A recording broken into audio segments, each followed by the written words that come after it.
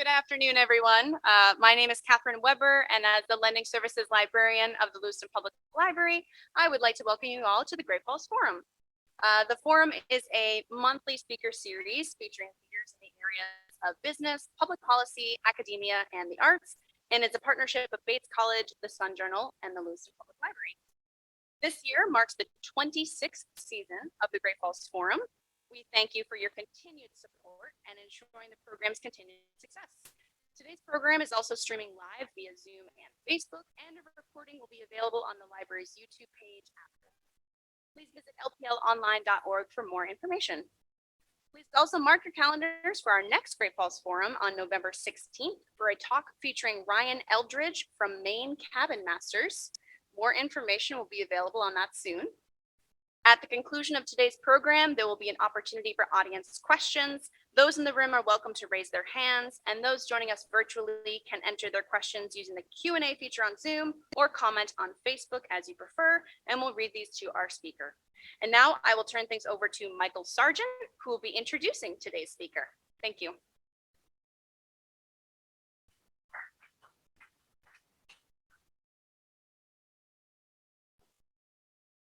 Catherine. So I am, as everyone knows, a faculty member at Bates College, and I'm also a friend of Jonathan's. It's my distinct pleasure to introduce Jonathan. In reflecting on how I wanted to introduce Jonathan, actually three memories came to mind, all of which pertain to something that he and I have in common. We're both college football fans. First memory, and actually I should say, as most of you know, I should emphasize that Jonathan is a proud graduate of the University of Maine, where he earned his Bachelor of Science in Chemical Engineering in 2002. And he's also a proud fan of Black Bear football. One year, I accepted Jonathan's invitation to join him at a game. Just before the game, he also hosted a tailgate party for about a dozen of us. For me, tailgating had always consisted of essentially, quite literally, a tailgate. Someone opened the back hatch of an SUV, putting out one table, maybe with a tabletop grill, and making some hot dogs. That is not how Jonathan rolls. Before I even walked up to the site, I saw in the distance his UMaine flag flying in the breeze. Then I saw the party under the canopy tent with several tables, I think 2 rows of tables lined with food. I believe there was a keg. I know there was a flat screen TV with running off power from the Jeep. And I also know that it was such an impressive setup that just before the game, and as was apparently a new tradition, the UMaine head coach used Jonathan's tailgate party as the backdrop for his pregame interview. As I saw in this case, Jonathan does not do things halfway. Second memory is closer to where we sit right now. As I said, I teach at Bates. And a group of us were organizing a tailgate party, or perhaps Jonathan might say a tailgate party, across Central Avenue from Garcelon Field. As we emailed back and forth about who would bring the beer and who would bring the brats and who would bring the hot dogs, Jonathan chimed in to say that he would bring the sambusas, as he knew a local Somali restaurant that made good ones. The gesture might not seem like much, but I was struck by his commitment to making sure that those of us, faculty, staff, students, and parents, who might otherwise have remained stuck inside of our Bates bubble, actually got a taste of Lewiston, in particular from some of our new Mainer neighbors. Finally, I recall watching college football on TV at Jonathan's home, to which he and his family have often welcomed me. Baxter beer has always been on tap, and he has introduced me to the delightful wings from Ward's Market. In all of these cases, Jonathan has shown, as I said, that he doesn't do things halfway. He invests substantially. And he invests quite substantially in community. He loves where he's from, and it shows in all he does to nurture the growth of where he's from. As you know, if you've seen his bio, he's worked in municipal service delivery, state policy and budget development, land conservation, and outfitting outdoor enthusiasts with the gear they need to experience Maine. Now he serves as Transportation Systems Director for the City of Auburn and acting manager of the Auburn-Lewiston Municipal Airport and president of the Lewiston-Auburn Railroad Company. Auburn remains Jonathan's home, along with his wife and 2 sons. He's now giving a talk to us today titled, We Can Get There From Here Because We Used to. Please join me in welcoming Jonathan.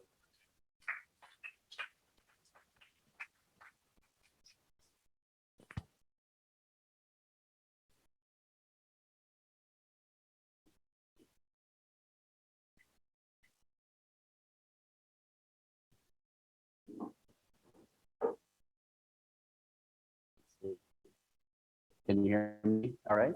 Coming through loud and clear. Awesome. Well, thank you for the introduction. I do love football, and it does appear that I probably should improve my eating habits at the same time, but who can go wrong with some fried sambusa or fried chicken wings? It's great to be here today. I'm going to give some highlights, both historically and sort of forward looking around the transportation system here in Lewiston-Auburn. And I'm always a fan, if we're going to look ahead, we need to look back to understand where life's momentum has brought us. So again, thank you for the introduction. I was mentioning to Michael before we started, I was trying to think of how to start this conversation today about transportation, and I happened to be driving my son to school last week. He came into Lewiston and turned onto Lincoln Street. He saw the smokestack of the Bates Mill, and he wondered how do they fix those bricks if any become loose? And I started to talk to him about it, and he's like, how old is that? Some of those bricks must be really old. How do you explain to a 4-year-old what 100 years is? So that stack was finished in 1914.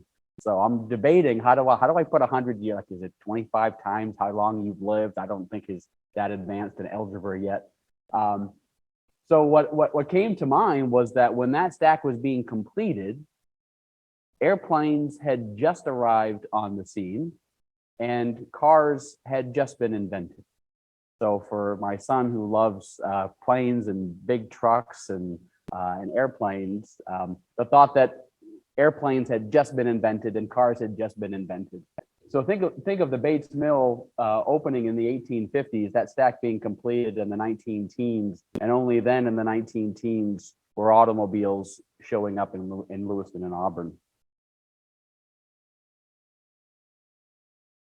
Love old maps. This is probably one of my favorite maps of Auburn and Lewiston from the early 1860s. And there's lots of things on that map, if you can see it, that give you a sense of the date. The upper right corner is the Maine State Seminary, today's Bates College. To the bottom or south is the town of Danville, which did not yet become part of Auburn. And what's missing at the center of the map, you can see the Maine Central Railroad sort of sweeping in on the west, and then across above the falls, the Lewiston and Auburn Railroad and its connection to the Grand Trunk had not yet been built. So this was in the 1860s. Notice the street grid, much of which still exists today, what you'd call the tree streets of Lewiston and the small street grid in downtown Auburn. Vehicles had not been invented yet. So that street grid was intentional not only for the orderly development of both cities, but for people to walk and bike along, or those of means to ride with their horse and carriage. So the development of that period was all happening without the advent of the automobile or even the streetcar system at the time. The population of Lewiston in that map was about 7,500. Before that smokestack was finished, Lewiston's population was almost 25,000. So in that area of development that you see, even without the automobile, Lewiston's population was already 25,000 and supporting people moving by foot at that time by streetcar, but certainly not by vehicle. A very different development pattern. In came the automobile. So you had one scale of map. Very intense as both cities were laid out by the early industrialists. We all know what automobiles empowered folks to do, and that was to cover more territory in less time and to spread out. Some for leisure, to vacation, as Maine grew in its vacation land for folks not to travel by train but by car, but also for people to choose to move to homes in more suburban environments. So what you're seeing here is actually it's a 1958 transportation study map from the City of Auburn. On the west side, you can see the Maine Turnpike, which had just opened 3 years prior, on the southern end of both Auburn and Lewiston. And you can see different thicknesses of roads based on how many vehicles a day were traveling along those routes. There's a lot of, I don't want to call it misinformation, because I know that word gets overused in today's media environment, but maybe some misunderstanding around how highways were developed in Lewiston and Auburn. And I'll give an example. Often as maybe the chip on the shoulder stories that folks from Lewiston-Auburn tell, and being from here, I certainly understand them and have been known to tell some of them in my day.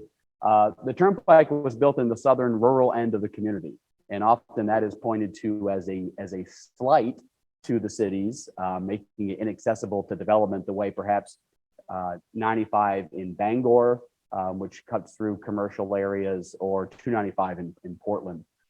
The reality is the interstate didn't exist when the turnpike was built, and the model of toll highways was to be built on the most cost-effective route that connected to major regional connectors. So when the turnpike came up to Lewiston-Auburn on its way to Augusta, the intent was to connect to today's Washington Street and to Lisbon Street, Route 196. Those were major regional connector roads. The goal was to move people along regional connector roads. It was an intercity type interstate highway, and not an intra-city, the way people might envision, again, 295 or 395 in Bangor. But there obviously were implications as both cities, and there are comparable studies from Lewiston in this era, look to facilitate, as more people secured vehicles, wider roads and easier movement of vehicles in and out of the core cities. And as we move to the next slides, we'll see what that started to do to sort of that core walkable environment we once had. This is a great view of Court Street. I'm sure many of you, especially if you love historic preservation, have seen before and afters of historic buildings in the community, maybe the Empire Theater along Main Street in Lewiston, or the DeWitt Hotel on Park Street. This is, if you will, a before and after. The after is 84 Court Street. Anyone loves Greek food or their pizza, it's great. There's a parking lot adjacent to that building, as well as what's today called Mechanics Row. The before is the original location of Community Little Theater. There was a theater on that corner. And obviously as we made way for more vehicles and widened Court Street and created other connectors back to Main Street, historic buildings made way for additional highways and wider highways. This is a great before and after, not necessarily of the loss of historic buildings, but the change in the evolution of the built environment. This is Court Street looking west up Goff Hill, as it's known in Auburn. If you had to choose which street you would like to go for a walk on, it'd probably be pretty easy to decide whether you want to walk exposed to traffic on narrow sidewalks with utility poles, or a tree-lined street with well-kept yards with white picket fences. Obviously, to make way for more traffic, the ease of pavement, you can see what we did in Auburn.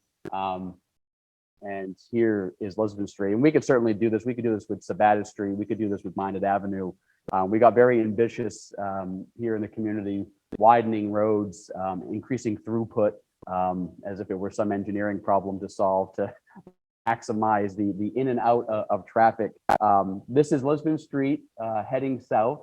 So if you're heading up towards Essex Street, and I mentioned Essex Street, so this is an interesting stretch. You see multifamily apartment buildings here. I see daily, if I'm bringing my son to school, there are children waiting for the school bus.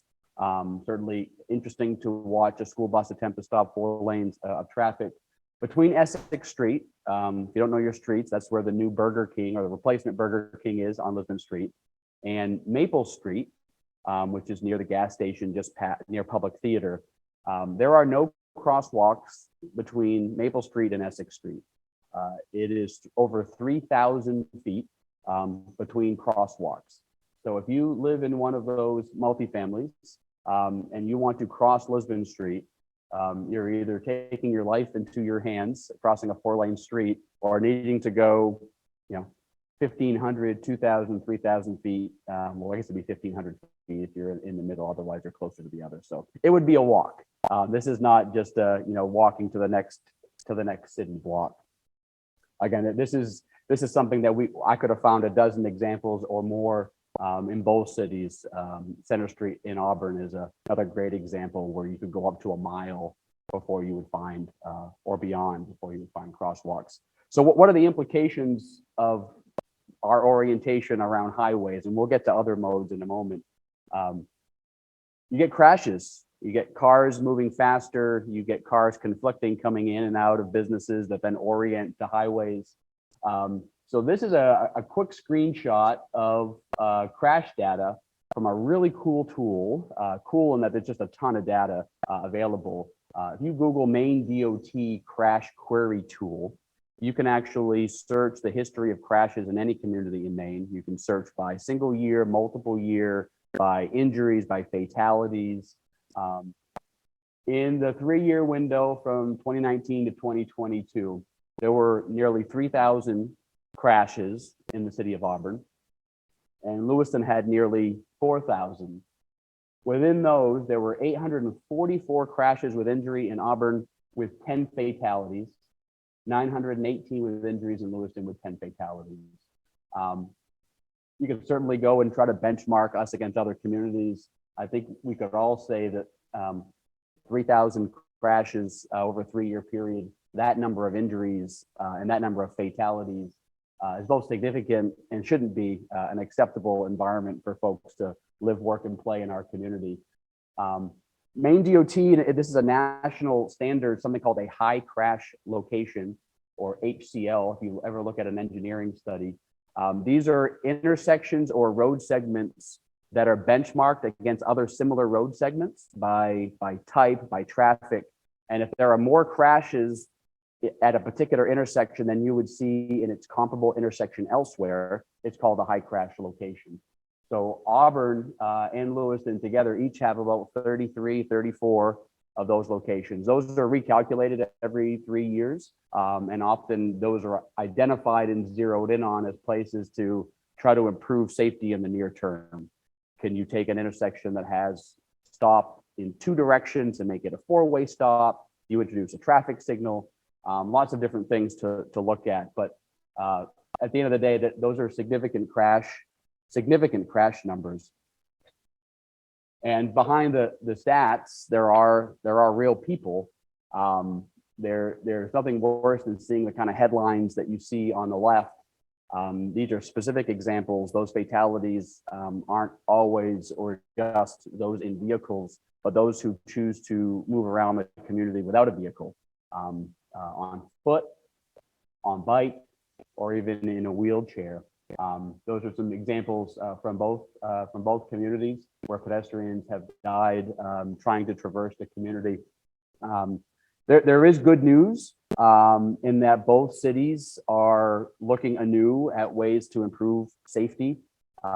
The bipartisan infrastructure law, which was passed by Congress, is a 6-year funding bill for transportation, included a program called Safe Streets and Roads for All.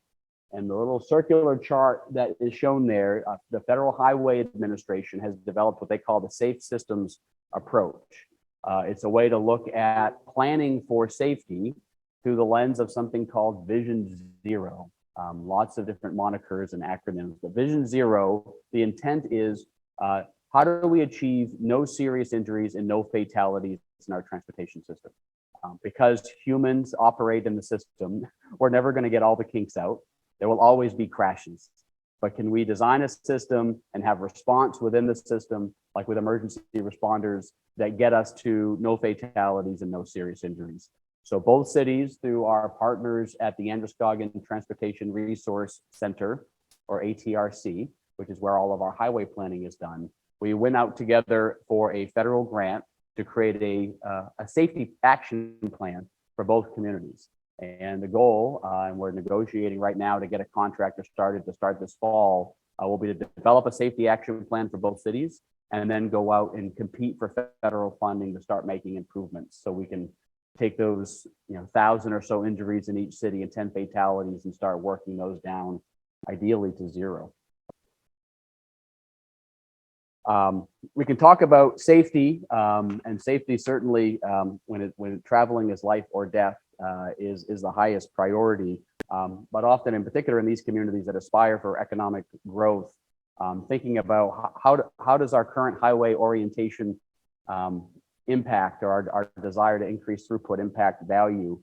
So Chuck Marone, who's been doing work nationally around how do you increase value of development, gives this example, and it's an interesting one as we think about Lisbon Street, Sabata Street, Minot Avenue, and Center Street, very highway oriented, where you can get a shiny new strip mall or a drive-through. People see the taxable value.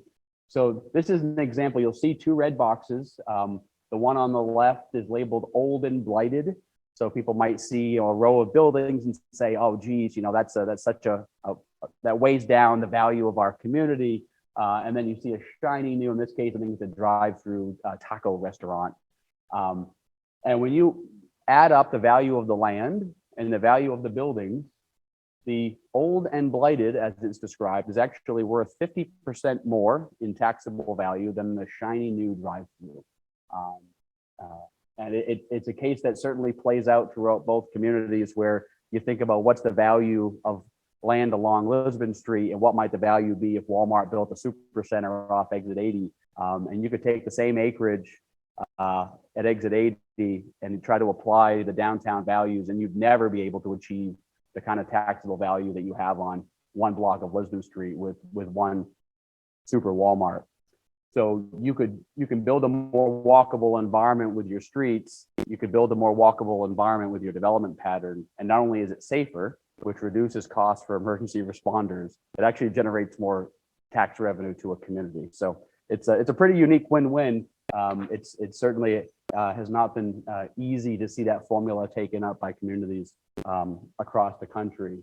But certainly here in Lewiston, the recently completed Riverfront Island Plan embraces not only that development approach, but starts to identify why and how the streets that support the Riverfront Island District can be more walkable and maybe less oriented to vehicles looking to drive through the community, and focusing on those that want to be in the community. This is there's no easy way to jump from mode to mode, but this is a good opportunity to move to the rail discussion in terms of how did that mode influence that. So in Riverfront Island, the upper left picture, you can see there's a green image where a park kind of emerges at the intersection of Lincoln and Cedar Streets. On the right is an image of an old rail line called the Lewiston Lower. It was a rail line that ran up to Bates Mill number 5 and down to Brunswick. It was part of the main Central Railroad network. It dead ended in Lewiston. It's not seen active rail use in half a century or more. And there are active players looking at how to convert that to a trail that would allow connectivity between neighborhoods in Lewiston, ultimately to exit 80, and then beyond to the riverfront area in Lisbon Falls. And that effort has been predominantly supported by the Lewiston and Auburn Railroad Company. I mentioned ATRC, which is a joint venture with Lewiston and Auburn for highways.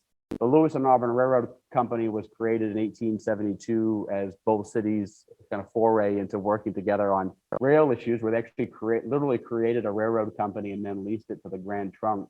The railroad company is not always a visible player in the community, but I'm sure anyone who has enjoyed a walk on the rail trestle between Bonnie Park and Samard Payne Memorial Park can appreciate that was built by the Lewiston and Auburn Railroad and then in essence gifted to both cities as part of a trail.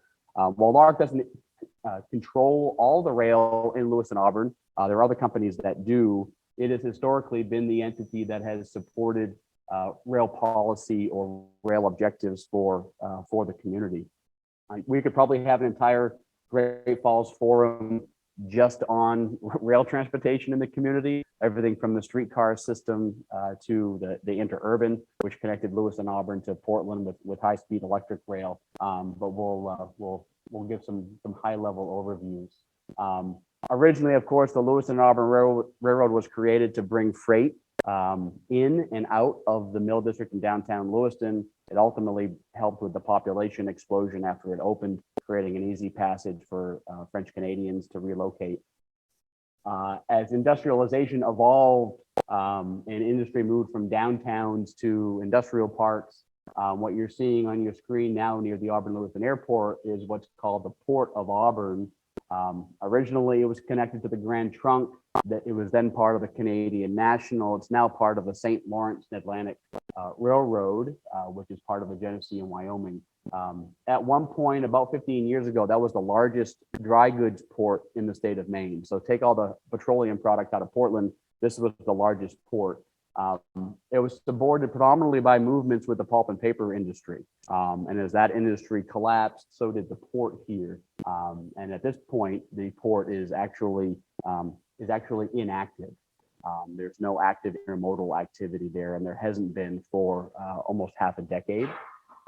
But things have evolved over the last couple of years, and one of those big changes is that Pan Am, which was a Maine Central Railroad, was sold to a company called CSX. And CSX is a Class 1 railroad, which is the highest class of railroads in the country. That now means that our little Lewiston and Auburn rail line in that Port of Auburn connects to both the Canadian National, which is a Class 1 serving all of Canada through Quebec, and CSX. And we're already seeing increased interest for use of the intermodal facility by freight carriers that want to have access to multiple ways to either reach the South and the Gulf Coast or to reach the Midwest. So we're hopeful that freight rail activity will reemerge. This is a map that gives you a sense of some of those connections. You can see Lewiston labeled there. There are a lot of rail lines. More and more, you see the MDTT, which means the state of Maine has bought those railroads. The state has existing policy in statute called the Maine Rail Preservation Act. So if a railroad is abandoned, the state will often step in and buy that railroad to preserve that railroad right of way for future use, either for freight or for passenger.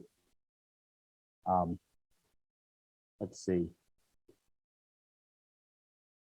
There was a recent effort, so you can see the SLR line. That's the line that picks up in Auburn about 15 years ago, led by Peggy Rotundo, a longtime Bates staff member who has served this community, Lewiston, in both the House and the Senate in the state legislature.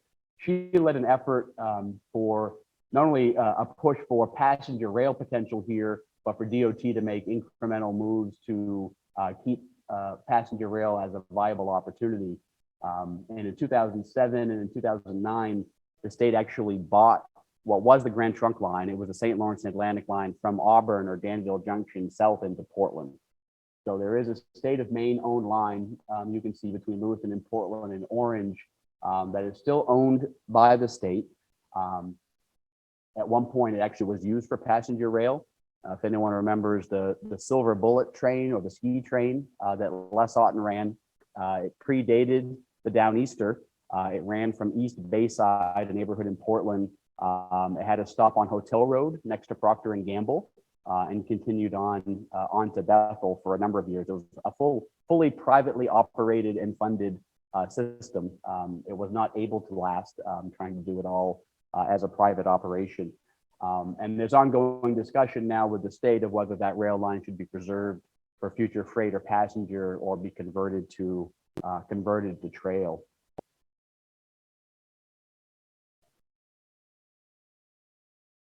We looked at that map from the 1860s and the population growth that occurred without vehicle, using both foot and opportunities for transit, in that time predominantly train use.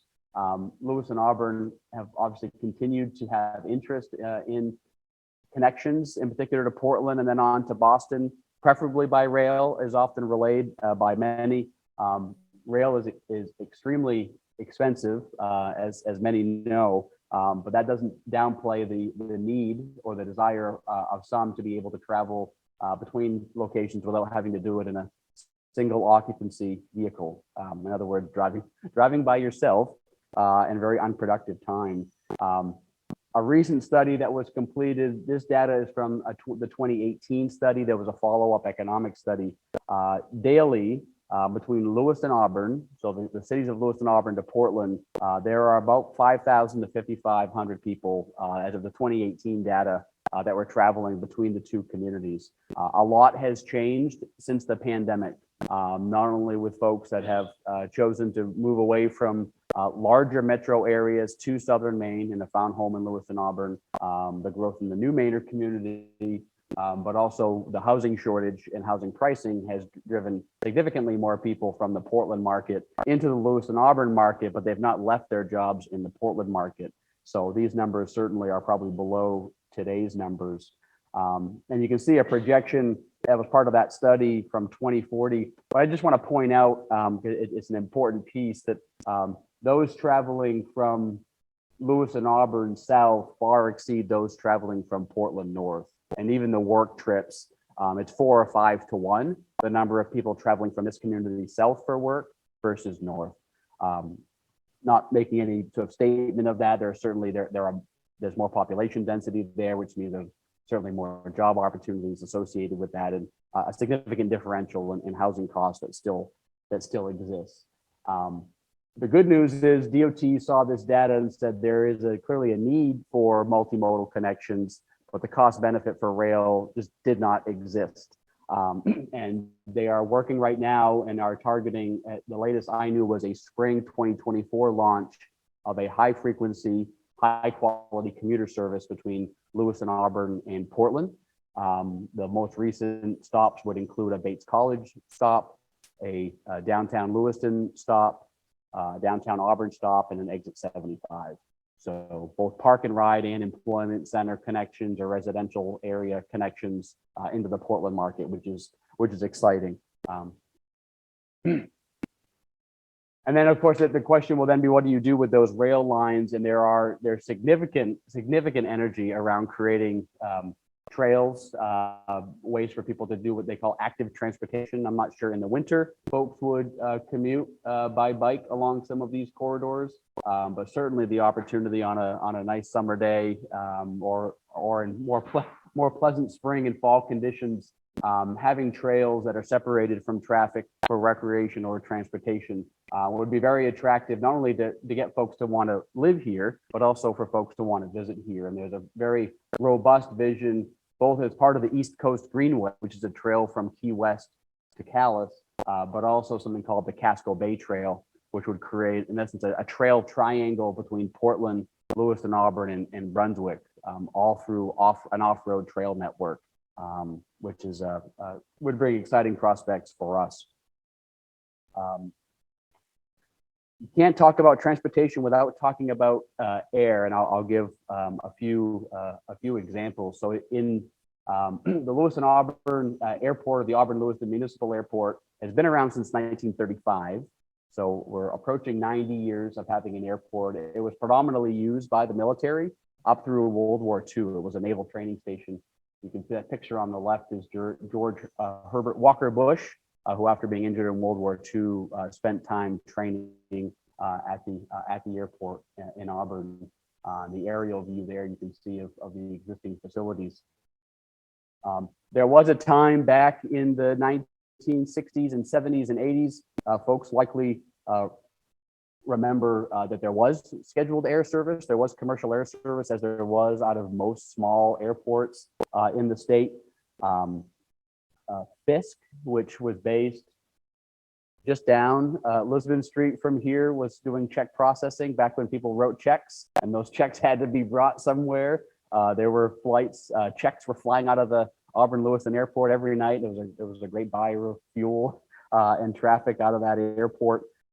Companies like International Paper and Boise Cascade, all of the big executives from the major paper companies were flying their corporate jets in. That's not the airport that exists today.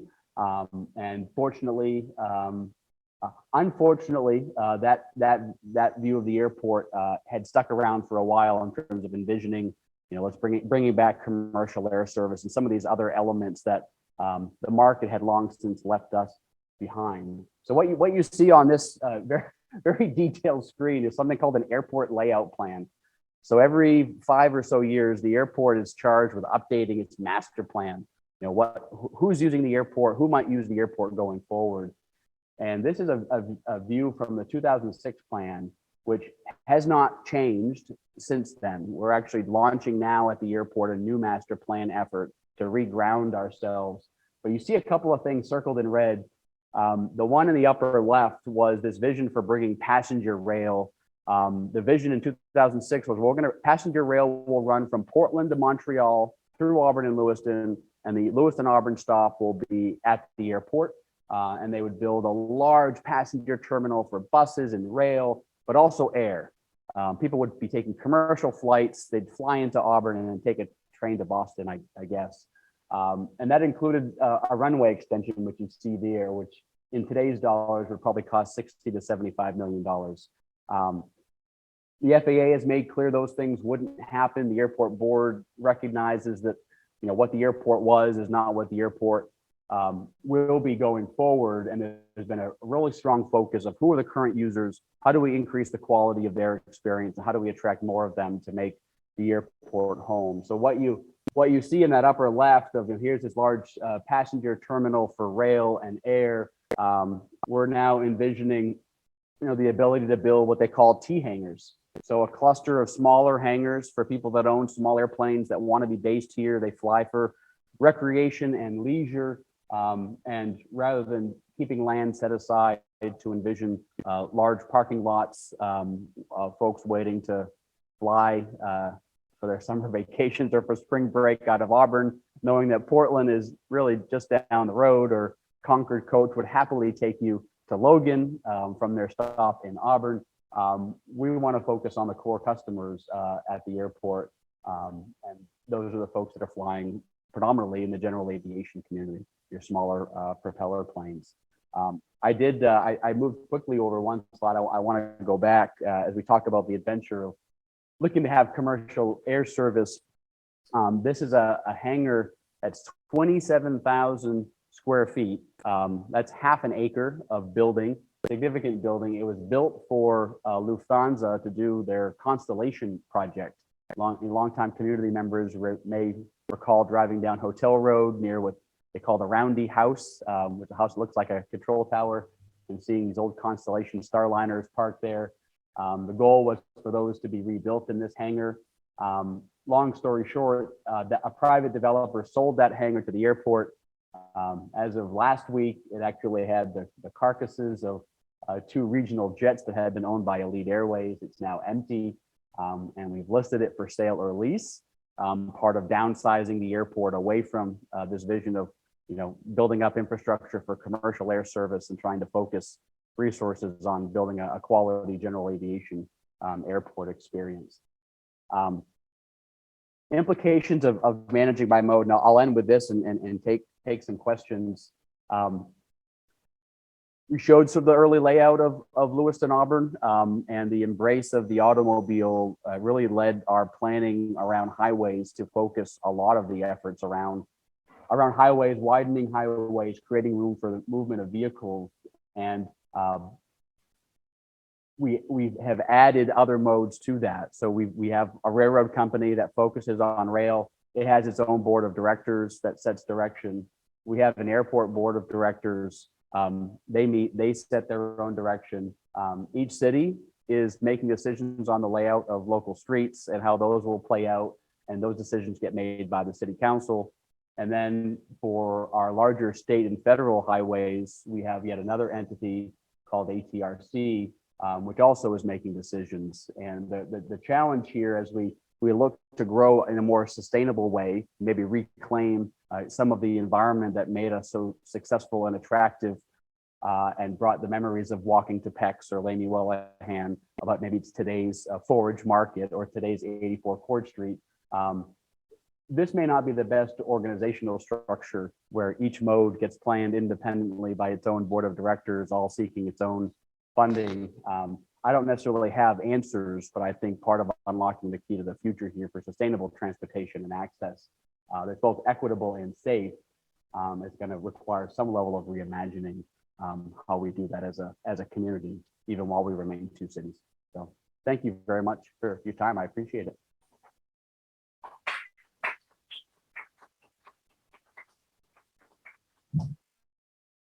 So question, How do you think, or what are your thoughts on how automated vehicles could change, improve, worsen the pedestrian condition, other, traffic conditions here in the Twin Cities, if and when they do eventually come? That is a great question. It's actually a key element of the Safe Streets and Roads for All project nationally, trying to understand how the infrastructure that gets laid out along highways can both communicate with existing vehicles and the vehicles of the future, and the users who will remain along those systems. So those on bike, and pedestrians as well. I do think that the focus on autonomous vehicles, or even the focus on electric vehicles, misses the broader question around the built environment. So rather than thinking about how do we make it safer for pedestrians and cyclists, and maybe encourage a built environment that generates more taxable value, the orientation remains how to support everyone staying in their own vehicle. And it's America, so you certainly have a right to your own vehicle, but the implications to infrastructure costs are pretty significant as we move to both focus on electric vehicles and autonomous vehicles, without getting at the challenges for those who either choose to not have a vehicle or simply unable to because of some health challenge or other disability. Question from the audience. First, a comment. This was a fantastic talk. Thank you. And then over the past year or two, I have become a cyclist, a bicyclist. And although I'm tempted to grumble at your equating throughout the talk vehicle with motor vehicle, as if bicycles aren't vehicles, they're vehicles too. But instead of grumbling, I'll ask a question, which is, can you talk more about what efforts, well, I know I have my own gripes about certain areas feeling unsafe as a bicyclist, where there's no shoulder, or there is a bike lane and then suddenly the bike lane disappears. I'm just one rider. Can you talk about the big picture for bicyclists? That is, what's your sense of whether there's a need for further improvements to bolster bike safety, and what do you see as on the horizon to improve bike safety? That's an excellent question. A decade ago, so 10 years ago this year actually, both cities created something called a Complete Streets Committee. So there's a lot of jargon. Complete Streets was in vogue, and now it's Vision Zero is emerging. But a complete street is a street that can accommodate safely multiple users, preferably all users. So motor vehicles can traverse, those on bike can traverse. That doesn't always mean a bike lane. It could be, shared lanes, like Lisbon Street is laid out narrow enough that a bike should be able to ride with traffic slowly. Sometimes it's fully separated, like perhaps the Riverwalk or the Greenway in Lewiston. It's been a decade of that policy, and to be blunt, and I think it's important to be able to be eyes wide open about the challenges. It's not been a success to date. There have been places in both communities where bike lanes during street projects have been identified and installed, where they actually stripe 5 feet for a bike lane. But striping is not a one-time adventure. You need to commit as part of your ongoing maintenance, and both cities right now fall short in that. In fact, during an update for a master plan for ATRC, they gave the draft of the existing bike lane network in Auburn, and I went back to them and said, well, technically the city's identified these areas and has reconstructed the roads to accommodate the bike lanes. I want to make sure a recommendation says that the city's failing on maintenance. Don't say the these bike lanes don't exist. And that Complete Street Committee continues to meet monthly. There are very strong cycling advocates there. And I think part of how we need to get at that is, one, we need community activists. We need folks who say we want to be able to safely ride a bike. I don't really like the excuse of, well, I don't see people cycling, so we shouldn't do bike lanes, because I also hear we don't see people walking, so we shouldn't do sidewalks. That's a really tough stretch, but the community has to say, we expect this, and they need to let their elected officials know we expect it, and then ordinances will follow from that. So I'd say we're not where we ought to be. I think there's a renewed commitment with the Vision Zero grant to tackle that. Another audience question. Excellent. Another audience question. You alluded to interurban transportation between Lewiston-Auburn and Portland and other areas, maybe even a connector to not Pan Am, but Amtrak. Now you have to go either to Brunswick or Freeport from Lewiston-Auburn to catch a train, which I do often. And I go down to North Station and then get onto the T in Boston. But if you're looking at the cost and what's involved with interurban transportation within the state, it seems that most successful mass transportations require a huge population to support. So how do you justify the huge infrastructure and monetary infusion into a system here, or even a line here, when you really don't have that mass population to support? That's a great question. A couple of pieces around that. The last Lewiston-Auburn to Portland passenger rail study, I think they put maybe a quarter of a billion dollars, $250 million in capital to get the train as far as the Iron Horse Court, so the old Main Central Depot. That there's no ROI in the Downeaster when you're not having to do anything to actually finance that capital outlay, let alone the operating subsidy. Even for general transit systems, I mean, the old rule of thumb was having 3,000 people per square mile to show transit as viable, even with a subsidy. There may be one section of the Tree Street neighborhood that hits that density and a couple of small spots in downtown Portland, but you're not hitting that kind of density.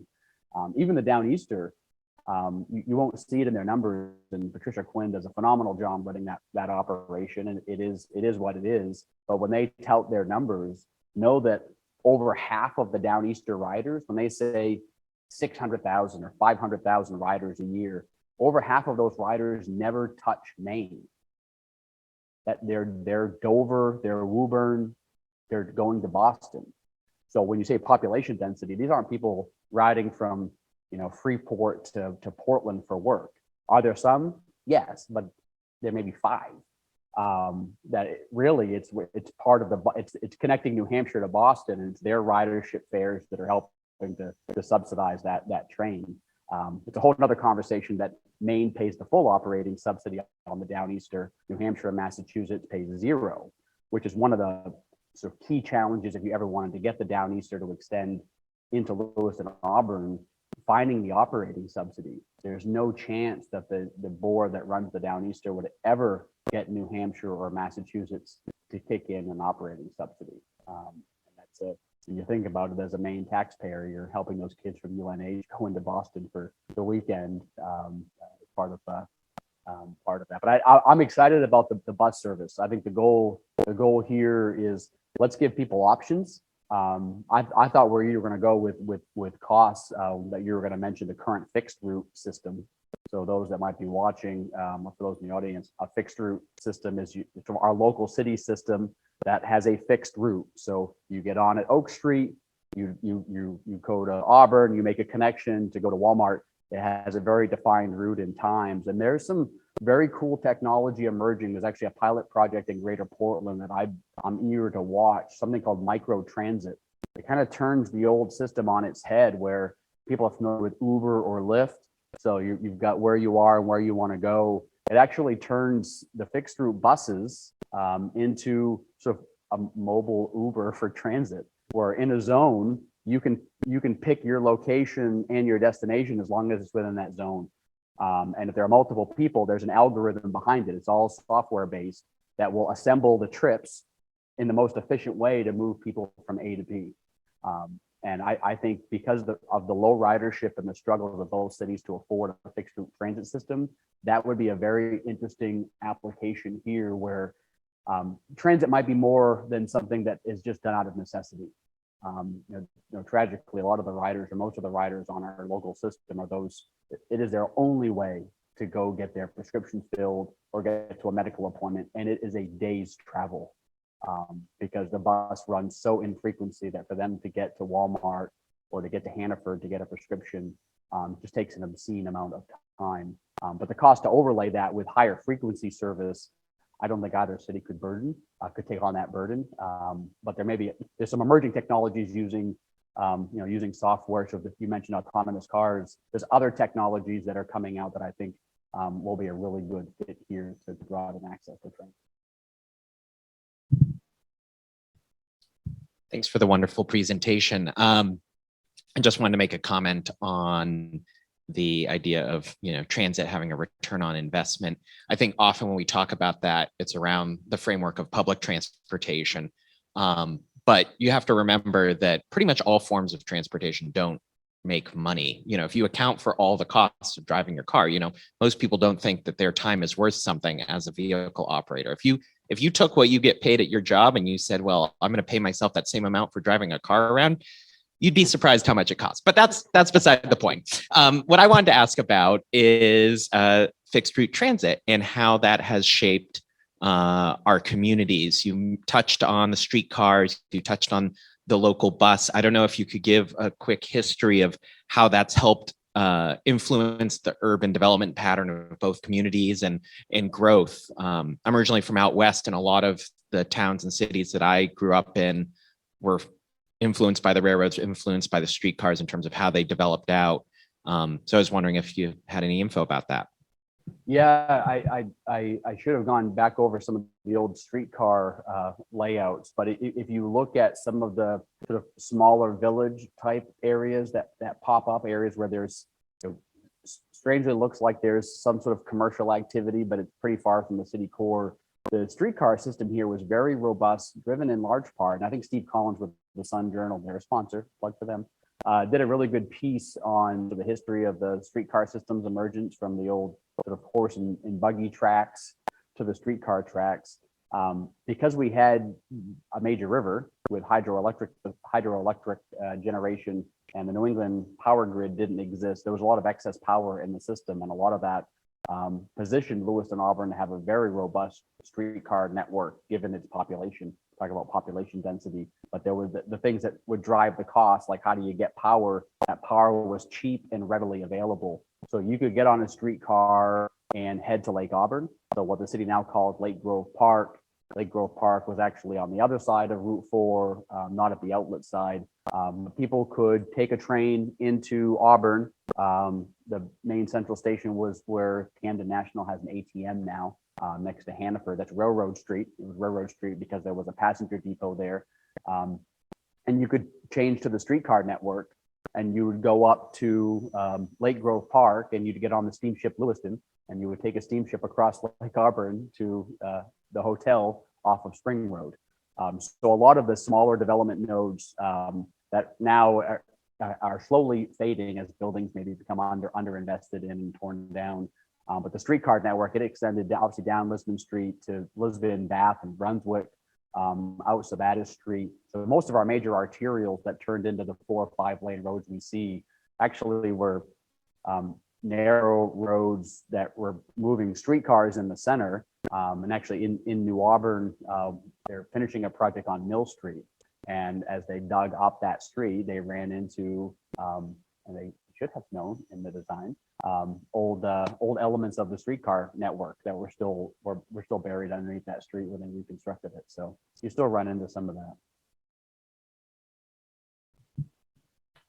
If you Google Portland, Lewiston, interurban, there's a Google map out there. It still exists. I saw it a few weeks back that actually highlights the route. And there's different color highlights for some of the infrastructure that still exists.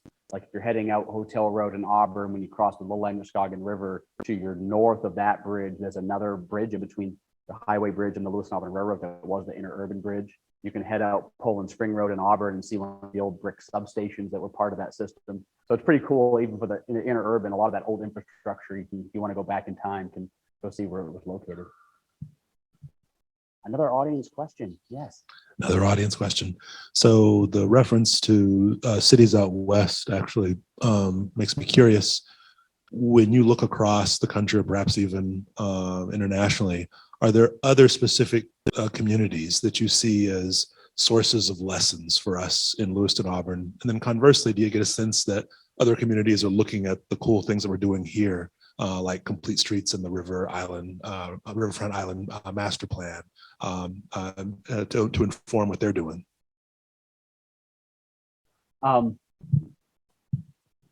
The first question of are there other communities? I'll answer that two ways. So when you think about out west or even down south, it's county government. So you're doing regional planning. The challenge here is everyone's their own kingdom. So Androscoggin County, but there's 14 municipalities. Each have their own ideas on how this stuff should play out. So, just travel. I mean, the original municipal square mileage was based on day-long horse travel. Well, those days are long since gone, but we're still living in the governance structure. That's not going to change. I don't intend to suggest that, but that's the biggest thing holding back a place like Lewiston-Auburn. Even just the silos that we have, where we've got independent entities for each mode of transportation, highly inefficient, not only for planning and policy, but for going to get capital. How are we efficiently going out and trying to get these federal funds with these big reauthorizations where we're losing ground? But there are communities in New England. I look at Burlington as a great example. They're not that much bigger than Lewiston population wise. You look at what they were able to do with highway coordination. Some of this is state statutory driven in terms of growth controls, but they've made a really aggressive commitment to safety and walkability, and it spurs development. It attracts people who want to live in that environment, which continues to feed that. So I look at what Burlington has done. This is not stuff that you fix in a year or two.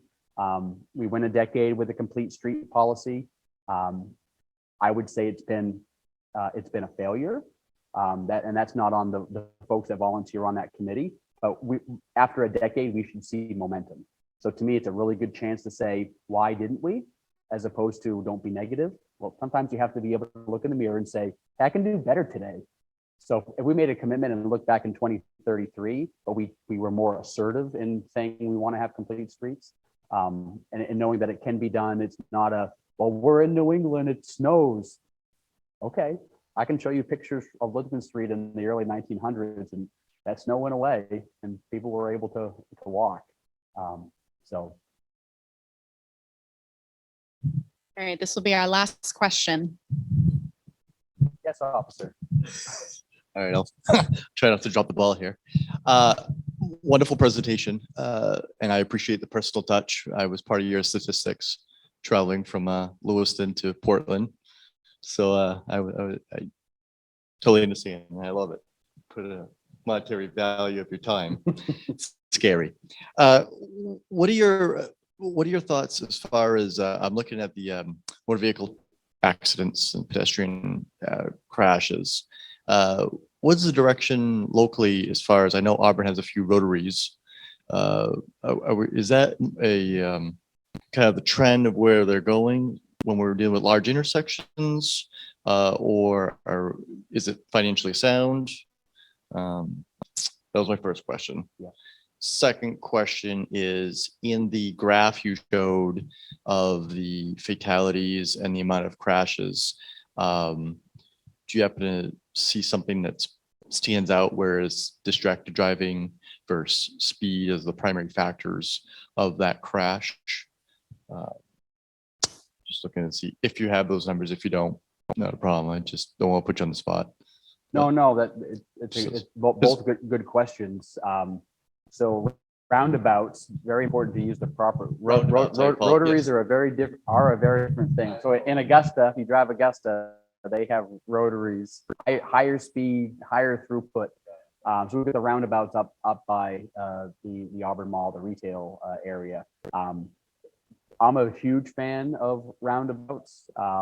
They limit the number of what they call conflict points versus what you would see in a four-way intersection. They greatly reduce crash severity, so it gets at that vision zero. There are not everyone is a fan. So as we go through the Safe Streets and Roads for All plan, it is something that, at least in Auburn, we're going to be looking at. In fact, we're launching a couple of corridor-based studies, one along Minot Avenue in particular, from the town line all the way through downtown to Union Street. We're looking at roundabout alternatives to the existing intersections will be a key element of that. Not only are roundabouts safer, they can move more traffic through an intersection, and they're also better for the environment. Think of some of the sections, especially the downtown Union Street through that core intersection, the number of commercial trucks that are driving there, and the downshift and the upshift that those drivers need to go through to traverse versus the ability to, at a lower speed, to maintain mobility. So I think roundabouts, there are some communities that's exclusively what they're doing. If an intersection might otherwise trigger a signal, they're doing roundabouts. The other one on the crash factors, I'll give one example. Near East Auburn, anyone who's traveled north towards the lake, just short of the lake, there was a redesign of the intersection there by the Lake Auburn outlet. If you want to be able to reverse direction, you have to use what they call a jug handle. So you need to sort of come off the road on the right, and then you're coming, you're getting into a left turn lane, and then you're reversing direction. It makes it really difficult to just make a straight left turn. That's because that was the highest rate of fatalities in the county was at that intersection because of speed, but also vehicles making left turns, vehicles getting rear-ended and pushed into oncoming traffic, similar at Lakeshore Drive.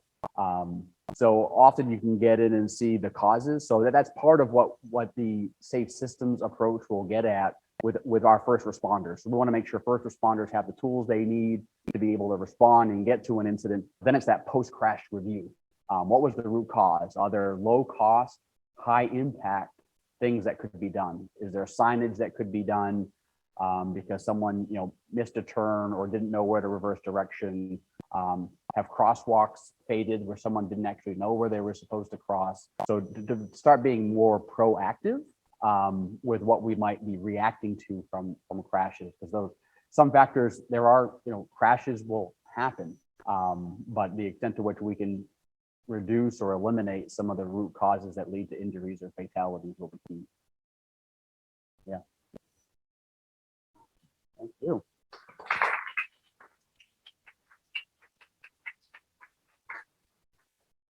Thank you so much to everyone for joining us today. That's all we have for now. Have a great rest of your day.